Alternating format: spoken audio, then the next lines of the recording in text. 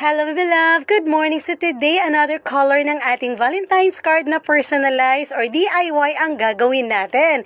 So ngayon, sa ating mga plant lovers, plant mom, and plant tita here, ito na yung ating color combination. Ayan, so meron akong 4 shades ng green. So ayan, and ating bristle board na 6x7. Ito siya, and then nagdikit-dikit tayo dyan ng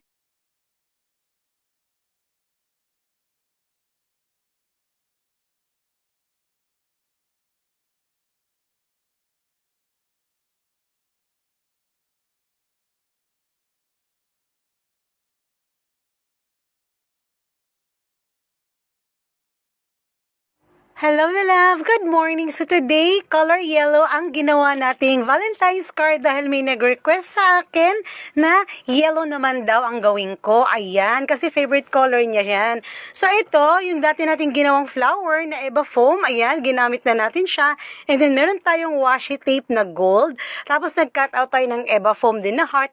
And glittered Eva foam, nag-shape din tayo ng heart. At ganyan lang yung ginawa natin. Dinikit lang natin siya. Medyo maliit lang yung bristle board natin, bebe loves. 4x6 lang yung kanyang sukat. Ayan na. Nag-drawing na tayo ng ating yellow na heart dyan. Dinagdagan lang natin ng texture yung ating paper para mas lalo siyang umangat. O diba, ganun lang siya kadala, bebe loves.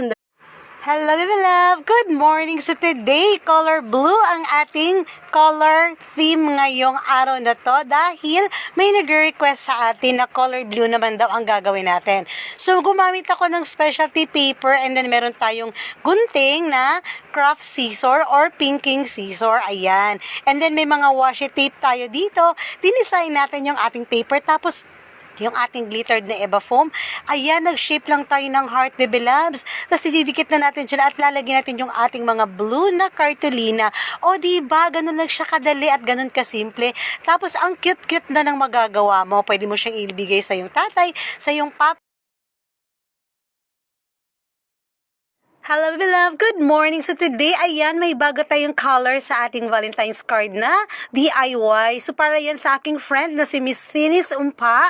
Ayan, kanyang favorite color ay black and white. So ayan, ginawa natin siya ng Valentine's card. Ayan na ma'am, nagawa na natin. So gumamit lang ako dyan ng ating bristle board, 5x7. And then meron ako dyan ginamit na satin ribbon, yung pinakagitna na liner na black. And then Eva foam na glittered. Meron akong ginamit dyan na gray na board and then white na bristle board. Ayan. So, nag-cut out lang tayo ng ating heart shape. At ayan na mga baby love. So, pwede ka na magsulat ng iyong message. So, be my Valentine yung message natin dyan. So, ganyan lang